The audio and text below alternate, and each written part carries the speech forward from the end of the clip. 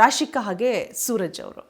So ಏನಾಗುತ್ತೆ ಅಂತ ಹೇಳಿದ್ರೆ ಕಾವ್ಯ ಅವರೇ, ಹೊರಗಡೆ ನೋಡಿದಾಗ ಸೊ ಗೇಮ್ ಪ್ಲಾನಿಂಗ್ ನಡೆಯುತ್ತಾ, ಬಿಕಾಸ್ ಈ ರೀತಿ ಆಟ ಆಡಿದ್ರೆ ಉಳ್ಕೊಳ್ಬೋದು ಅನ್ನುವಂತಹ ಸ್ಟ್ರಾಟಜಿ ಏನಾದರೂ ಪ್ಲೇ ಮಾಡ್ತಾರಾ ಅಂತ ಹೊರಗಡೆ ಜನಕ್ಕೆ ಅನಿಸುವಂತಹ ಅಭಿಪ್ರಾಯ, ನೀವೇನು ಹೇಳ್ತೀರಾ?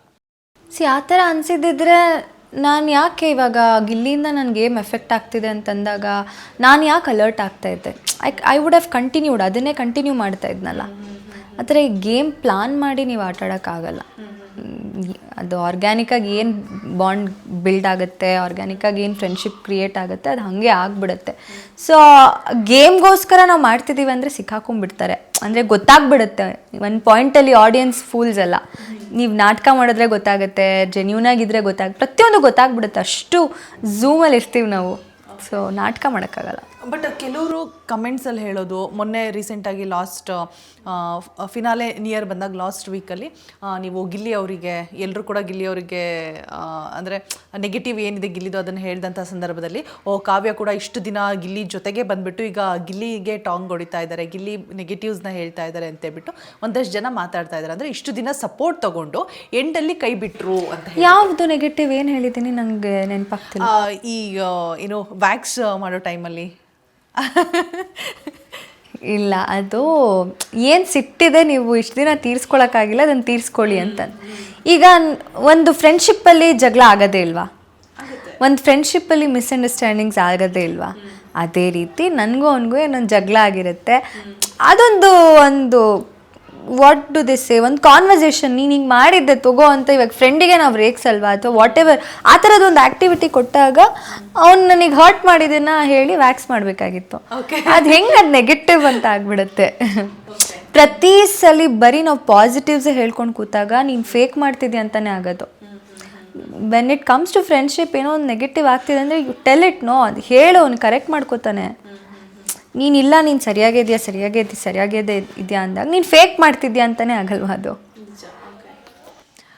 ದೆನ್ ಅಶ್ವಿನಿ ಅವರು ತುಂಬ ಚೆನ್ನಾಗಿ ಆಡ್ತಾರೆ. ಸ್ಟಾರ್ಟಿಂಗಿಂದನೂ ಕೂಡ ಅವ್ರ ಎನರ್ಜಿ ಆಗಿರ್ಬೋದು ಮತ್ತು ಪಾಸಿಟಿವ್ ನೆಗೆಟಿವ್ ಎಲ್ಲದನ್ನೂ ಕೂಡ ತೆಗೆದುಕೊಂಡು ಆಟ ಆಡ್ತಾ ಇರ್ತಾರೆ. ಬಟ್ ಅಟ್ ದ ಎಂಡಲ್ಲಿ ಏನಾಗ್ಬಿಡುತ್ತೆ ಅಂತ ಹೇಳಿದ್ರೆ ಫುಲ್ಲು ಆ ವಾರ ಲಾಸ್ಟ್ ವೀಕ್ ಏನಾಗುತ್ತೆ ಅಂದರೆ ಕಾನ್ಫ್ಲಿಕ್ಟ್ ಆಗುತ್ತೆ. ಜಗಳ ಆಡ್ತಿರೋರೆಲ್ಲ ಚೆನ್ನಾಗಿ ಆಗ್ತಾರೆ, ಚೆನ್ನಾಗಿದ್ದವರೆಲ್ಲ ಒಂದು ಸ್ವಲ್ಪ ಎಲ್ಲೋ ಮುನಿಸೋ ಬಿಕಾಸ್ ವೋಟಿಂಗ್ ಅಂತ ಬಂದಂತಹ ಸಂದರ್ಭದಲ್ಲಿ ಫೈನಲಿ ನಮಗೆ ನೋಡಿದ್ರೆ ಆಶ್ಚರ್ಯ, ಗಿಲ್ಲಿ ಅವರು ಅಶ್ವಿನಿ ಅವರು ಅಷ್ಟು ಚೆನ್ನಾಗಿ ಆಗಿದ್ದು ಎಂಡಲ್ಲಿ. ಸೊ ನಿಮಗೇನು ಅನ್ನಿಸ್ತು?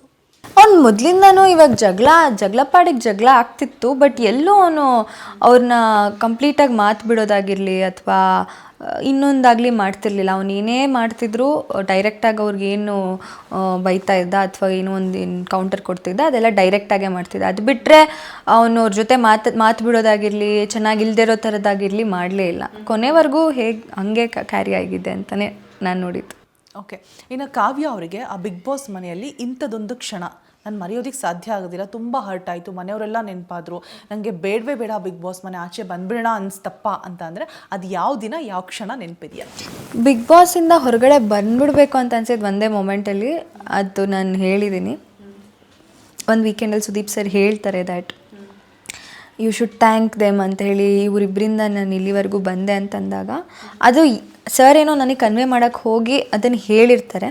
ಅದನ್ನು ನಾನು ತುಂಬ ಡೀಪಾಗಿ ತೊಗೊಂಡು ಓಕೆ, ನಾನು ಇಷ್ಟು ವಾರ ಇಲ್ಲಿವರೆಗೂ ಬಂದು ನೆಕ್ಸ್ಟ್ ಫಿನಾಲೆಗೂ ನಾನು ಇವರಿಬ್ಬರಿಂದನೇ ಹೋಗೋದು ನಂಗೆ ಇಷ್ಟ ಇಲ್ಲ ಅಂತೇಳಿ ನಾನು ಯಾರು ಆಚೆ ಹೋಗ್ಬೇಕಂದಾಗ ನನ್ನ ಹೆಸರೇ ತೊಗೊಂಡಿರ್ತೀನಿ, ನಾನೇ ಹೋಗಬೇಕು ಸರ್ ಪರವಾಗಿಲ್ಲ ಅಂತ ಹೇಳಿ ಹೋಗಿ.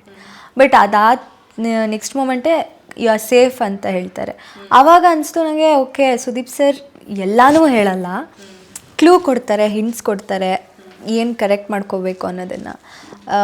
ಸೊ ಅಷ್ಟು ಜನ ವೋಟ್ ಹಾಕಿದ್ದಾರೆ ಅಂದರೆ ಅದು ಬಿಟ್ಟು ಏನೋ ಮಾಡಿದ್ದೀನಿ, ಅದಕ್ಕೆ ಉಳ್ಕೊಂಡಿದ್ದೀನಿ ಅಂತ ಉಳ್ಕೊಂಡು ನನ್ನ ಮೈಂಡ್ಸೆಟ್ ಚೇಂಜ್ ಮಾಡ್ಕೊಂಡಿದ್ದುಂಟು. ಅದೊಂದು ಪಾಯಿಂಟ್ ಬಿಟ್ಟರೆ ಎಲ್ಲೂ ನನಗೆ ಇಲ್ಲಿಂದ ಹೋಗಬೇಕಪ್ಪ ಅಂತ ಅನಿಸಿಲ್ಲ ಯಾವ